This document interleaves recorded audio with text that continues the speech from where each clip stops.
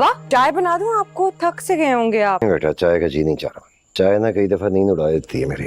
तो फिर दूध गर्म करके भिजवा देती हूँ, पी लें। अम्मा को कहती हूँ भिजवा देंगी आप। कर रही हो तो पढ़ने का टाइम है, तो इन चीजों में वक्त ना जाया करो। कुछ चाहिए होगा ना मंगवा दूंगा तुम्हारी अम्मा। कहते तो नहीं है आप, और आपके काम करने से ना मेरा वक्त जाया नहीं होता। मैं अम्मा को कह देती हूँ दूध गर्म करके रख देती है, फिर आपका जब जी चाहे पी लीजिएगा। मैं जानता हूँ कि मैं ना कहूंगा तो तुम सारी रात बेचैनी से मेरे कमरे के चक्कर लगाती रहो। नहीं कुछ नहीं, वो आप सो जाएं, सुबह बात करेंगे। अरे क्या हुआ है? मुझे ऐसा क्यों लग रहा है कि तुम मुझसे कुछ कहना चाह रही हो लेकिन कह नहीं पा रही। कुछ नहीं, बस आपकी फिक्र हो रही थी ना, कर्ज जो चढ़ गया आप पे। जिंदगी की कमाई दाव पे लगी है ज़किया। इस वर्कशॉप के अलावा है क्या मेरे पास? बस दुआ करो कारपोरेशन के कागजात किसी ने तब्दील ना करते हैं, वरना बड़ा मसला होगा। अब्बा आपको नहीं लगता हमें कोर्ट केस करना चाहिए? ये तुम लोगों को नई नई बातें कौन समझा रहा है? बताओगे तुम लोग या नहीं? अब्बा सावल आया। सावल आया था? गली का छोटा मोटा गुंडा है, उसे इन बातों की क्या समझ? कचहरी मजिस्ट्रेट, ये पढ़े लिखों के खेल होते हैं। अब्बा सावल भी कब्जा माफिया के लिए काम करता है। वो उसी सेठ के लिए काम करता है जो हमारी वर्कशॉप हड़पने के लिए हमें तंग कर रहे हैं। का जरूर किसी जराइम पेशा ग्रुप से ताल्लुक रख छुपाया उसने, लेकिन सच सामने आ ही गया ना। ये सारी साजिश सावल ही की है।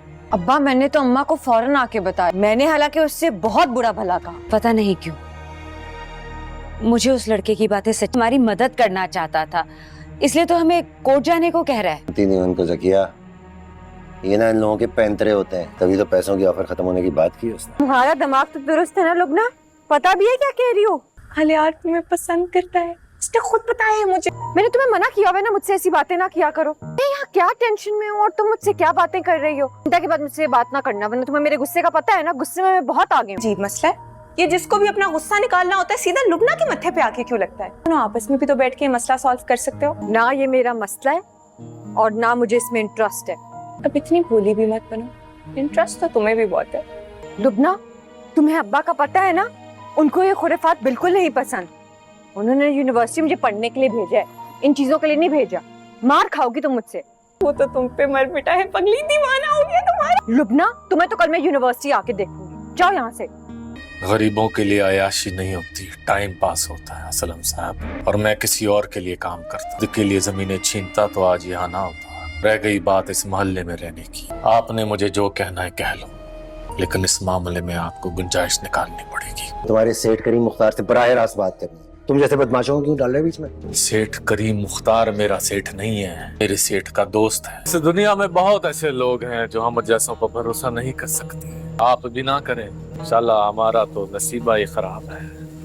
दोस्त भी दुश्मन समझने पे मजबूर हो जाता है। करने नहीं आया, आपसे पूछने आया हूँ कि आपका फैसला क्या है। तो उससे बात करना चाहता हूँ मैं, अपने किराए के बंदों को ना भेजा कर। बहुत जिद्दी हो तो सासाई में डांट। नहीं मैं किसी से नाराज नहीं हूँ, बस मुझे तुम्हारा सामना नहीं करना। किसी को पसंद करने में गुनाह की बात है क्या? जिस सोसाइटी से तुम्हारा ताल्लुक, शायद वहाँ ये आम बात, लेकिन जिस माहौल से मेरा ताल्लुक है वहाँ सबको बहुत मायूस समझा जाता है।